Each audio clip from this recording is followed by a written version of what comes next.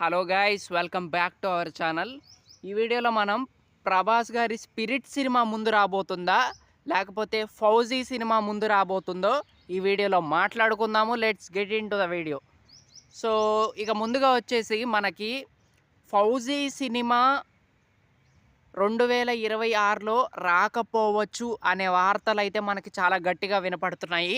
అది నిజమా అంటే ఎస్, అది నిజమే. ఫౌజీ కన్నా మనకి స్పిరిట్ సినిమానే ముందుగా రాబోతుంది. సో దట్స్ గుడ్ న్యూస్ అనే చెప్పాలి నిజంగా. ఎందుకంటే స్పిరిట్ సినిమా కోసం చాలామంది వెయిటింగ్ అనమాట. అండ్ వారణాసికి ఎంత హైప్ అయితే ఉందో మన స్పిరిట్ సినిమాకి అంత హైప్ ఉంది. సో ఈ సినిమా ఎప్పుడు వచ్చినా కూడా రికార్డుల వర్షం అయితే కురిపించిద్ది. సో అందులో మాత్రం డౌట్ పెట్టుకోవాల్సిన అవసరం అయితే లేదు. ఎందుకంటే అక్కడ మన సందీప్ రెడ్డి వంగ గారు చాలా గట్టి డైరెక్టర్ అండ్ మన ప్రభాస్ గారు ఇండియాస్ బిగ్గెస్ట్ సూపర్ స్టార్ కాబట్టి సో కలెక్షన్స్ పరంగా లోటు ఉండదు. అండ్ బాక్స్ ఆఫీస్ బద్దలవ్వటం అయితే ఖాయం, అది ఎప్పుడు వచ్చినా కూడా.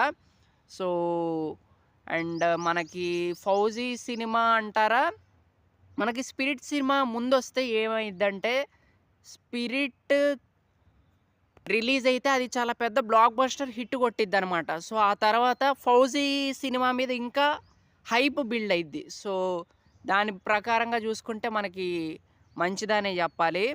సో స్పిరిట్ సినిమానే ముందు రాబోతుంది. ఫౌజీ సినిమా ఈ సంవత్సరంలో రాకపోవచ్చు. అండ్ ఈ సంవత్సరంలో ప్రభాస్ గారి సినిమాలు రాకపోవచ్చు అనే చెప్పాలి. బట్ 2027లో మాత్రం చాలా గట్టిగా కొడతారనమాట. బాక్స్ ఆఫీస్ షేక్ అయిపోద్దనే చెప్పాలి. సో ఊచకోత అయితే ఉంటుందనే చెప్పాలి స్పిరిట్ సినిమా వచ్చిన రోజు మాత్రం. అండ్ ఫౌజీ సినిమా కూడా ఆ తర్వాత రావచ్చు, రాకపోవచ్చు. సో స్పిరిట్ అయితే చాలా కాన్ఫిడెంట్గా 2027లో దిగబోతున్నారు అని వాళ్ళైతే మనకి క్లారిటీ అయితే ఇచ్చేశారనమాట. సో ఇక చూడాలి మరి స్పిరిట్ ఎలా ఉంటుందో ఏంటో.